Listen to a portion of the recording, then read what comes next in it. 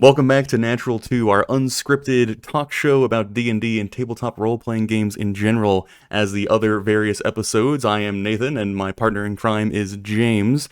Today we are discussing health benefits of playing D&D. Sarah, how would you frame it? Well, just the benefits in general, I would say. Health benefits is kind of the jokey way of putting it, but reasons to play D&D other than we like it and it's fun. Or the other way of putting it, the excuse you tell your wife to play D&D more than just, I want to hang out with not you. Well, it was wife, girlfriend, boyfriend, husband. Yes, true. Significant other that doesn't get it. Mm-hmm. I think that's a common refrain. So I think the most obvious overarching point of this topic is going to be like the social aspect of D&D. You are hanging out with friends, you're chatting with people, you're expressing your various emotions or I guess like anxiety potentially. There's a lot of benefits of just hanging out with people and talking to people, and that is 80% of what D&D is. So we can kind of get that out of the way, almost kind of give a big broad stroke and then get into more, I guess, finer details. So something that I wasn't sure where in the video to put it, but it was the first place that my mind went when I was thinking about this topic. And we're literally all fun and games here. But I'm going to get serious for a second. There was a study done by Harvard in 2020, and I do have a link that we can put in the description. Okay. That 36% of adult Americans, according to the study, experience frequent or nearly constant loneliness. It has been in the news, there is an epidemic of loneliness. And they did the study during the pandemic, so you have to take that into account as well. But I don't think many people would argue that the time immediately preceding or following the pandemic was a time of renaissance of fellowship and socializing. So people are disconnected from each other. Tabletop gaming, D&D specifically, but it doesn't have to be D&D, is a social exercise. It is a social game. It is a storytelling game. It is something that, if you're doing it with any effort at all, will bring you out of your shell, will bring you out of your comfort zone, potentially. Whether you are gathered around a table in meat space, or you are playing online through your webcam, you're making some kind of connection with this group of people that you're going on an adventure with. And like I said, that's a serious topic, but I think that one of the reasons why I love the hobby is that it directly attacks that problem, and it is something that practically anyone can participate. With a sport, if you're playing a sport, then there's a lot of hurdles you have to get over, metaphorically speaking, or literally speaking, depending on the sport. And that already the pool has shrunk. But with D&D, any person, again, practically speaking, virtually speaking, there's exceptions to everything, but any physical ability, any age, any socioeconomic status, practically, not to say that there wouldn't be some challenges, but you can play with the free basic rules and whatever materials people are willing to share. If you're coming to a physical place, then passing the books around is a time-honored tradition. If you're playing online, then people can share resources on D&D Beyond or other, perhaps nefarious methods, but that's neither here nor there. The point being, there are not very many hobbies, in my opinion, that are so potentially inclusive and can make you feel like a part of a team and get hours of intensive social activity. A singular example that I might actually track down, it was a Reddit post from some time ago. I think it was I guess like a guy over deployed in Afghanistan or Iraq, and he wanted to play D&D, but of course, there's not a lot of opportunity to do that in that area of the world, given his occupation. And he had crafted D&D dice, the D20, the D4, all the various,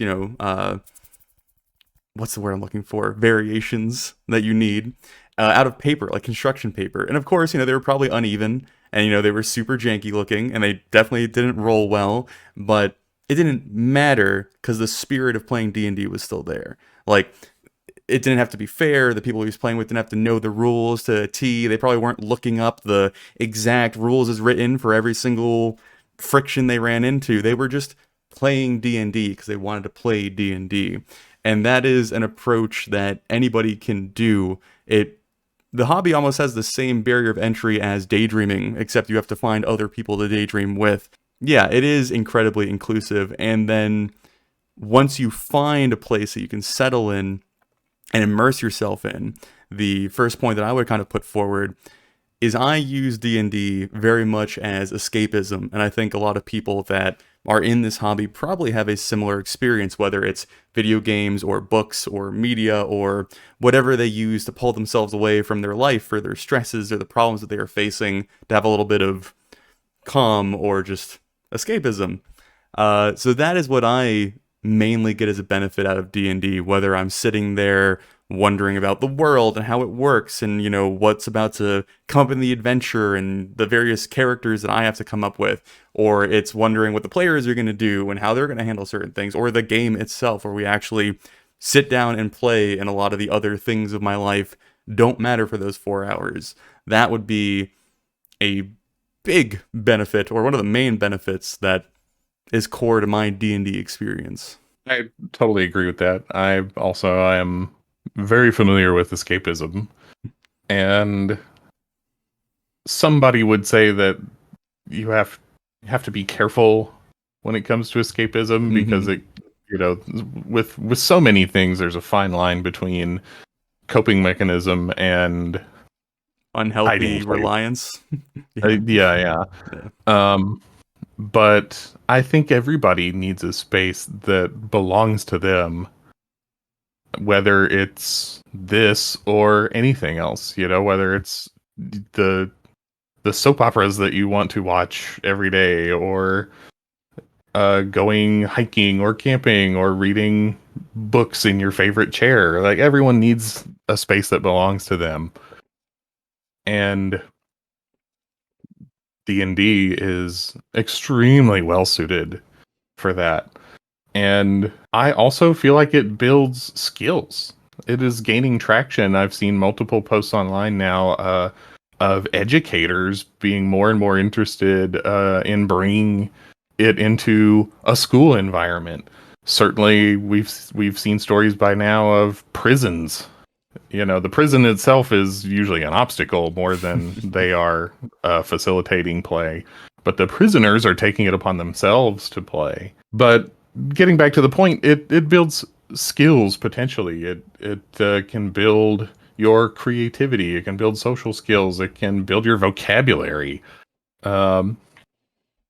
If you're talking about children in an education setting, they're potentially learning about teamwork and sharing and reading and math. Let's be real here. Dice math is that's algebra. We're playing a game with algebra that we often, if you're playing in person, then you're doing that in your head. I don't want to start repeating myself and rambling too much here, but the point is, as a mental exercise, you can find a lot to build that brain muscle in this hobby. The way that that applies to me most often is whenever I am coming to something in our world where we are tapping into a different aspect of the world or a different hobby of the world or just how certain things work, I find myself looking up how that actually works in real life because I'm not, even though I try and put off that I'm not fully aware of how brewing ale works. I do not know the intricacies of pipe weed smoking.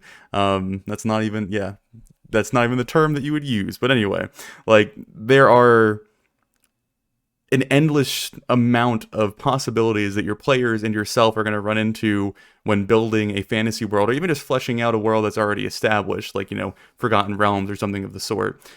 And just trying to be a better dungeon master by having a better understanding of larger scope ideas of how this stuff works in our universe helps teach you those things. Like you can't avoid learning about these things if you are trying to portray them in a accurate light.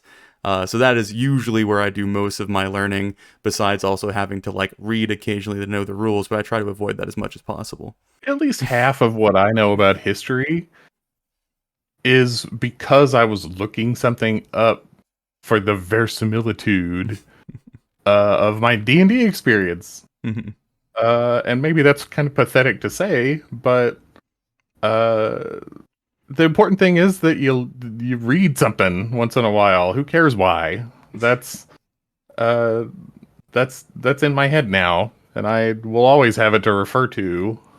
Well, My horizons are broadened. the common meme that everyone was throwing around a long time ago before the end times is I know more about Game of Thrones lore and government and families than I know about my own government. Like that was a very common and probably frankly somewhat truthful statement that a lot of people made.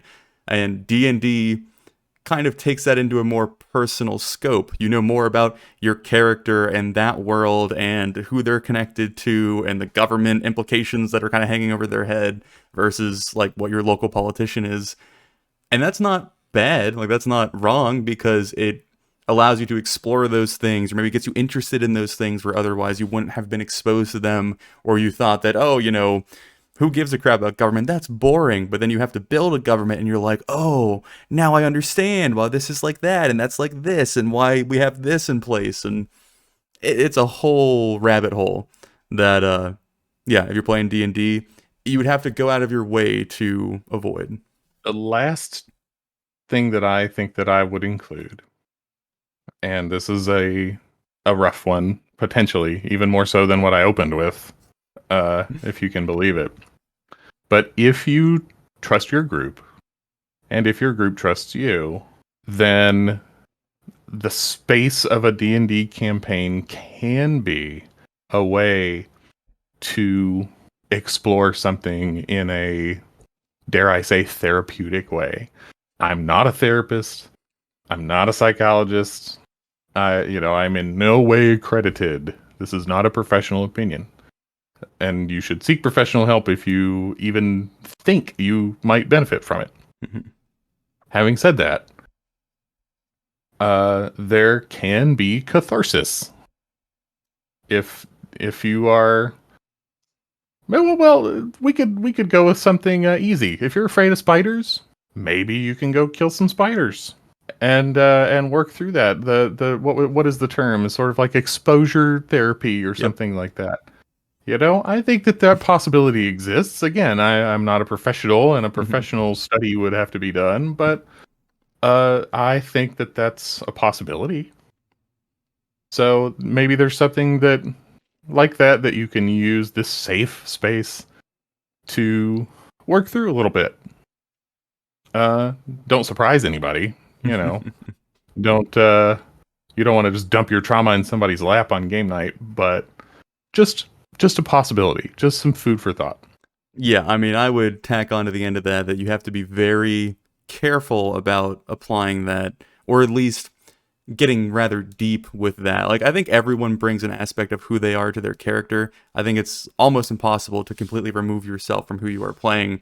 So there is going to be an aspect of like blunting your edge or honing your personality through the game by just interacting through your character. But when you get to the level that like a lot of people would point to, Critical Role is probably, I guess, the broadly accepted example of this. They really indulge in their characters and the feelings and the thoughts and the emotions, and a lot of the time the cast will go on to like various panels and whatnot and talk about, yeah, like I really learned something about myself playing this character, or I felt incredibly comfortable in this group that's almost a family to me because, you know, how much we play and how much we interact. And, you know, that's perhaps maybe the gold standard, maybe even an impossible standard, given your situation. But that is something that I thoroughly take part in D&D, right? Like the group that we play in every single week, I build my entire routine around it, and we sit down and play it. It's a bit high and mighty to call it like a religious experience, but like the day that we play is D&D day. Nothing else matters. Nothing else gets in the way because it is so important to who I am and what I do and what drives me forward. There's just no alternative. That's D&D day. It is a hobby or a passion or a outlet that if you truly get invested in and you really find yourself connecting to in a more direct sense, it opens up a whole world of opportunity to explore things about yourself, to feel better about things, to learn how to interact with people besides yourself or your immediate circle. Like, endless. It is endless amounts of benefits, but it also has the potential to be just that destructive as well. Like, if you are vulnerable, you are opening yourself up to either outcome. That's why you want to find yourself in a group that is very careful and very diligent about treating everybody respectfully and being there for everyone to improve versus to beat each other up or to be the main character or whatever other issues people bring. But yeah, D&D is, well, tabletop role-playing is incredible. It is strange and incredibly unique and has an endless list that I'm sure we could repeat ourselves over and over and over again on. But yeah, it's something very, very dear to me. And that's strange to say and admit, but it is. So. I said my previous point was my last one, but this is actually my last one. You can tell me how disappointed you are in me in the comments. But as we record this, the way that the world is right now, the things that are going on basically everywhere, the opportunity to live in a world for a few hours at a time where there are good guys and sometimes they win, the how good that can feel is hard to overstate. Man, you're gonna hate the end of our campaign. No, I'm kidding. Yeah. Anyway, I hope that our viewers find something to latch on to in that description, in that litany, and let us know in the comments why you play or what drew you to the game. And make sure to like and subscribe. Like and subscribe. Like and subscribe. I will Like and put subscribe. I will put forth that a lot of people feel that when they share stories about D&D or they share their experience with D&D, that it is kind of being cast into the void and no one really cares. And everyone's kind of like, oh, that's neat.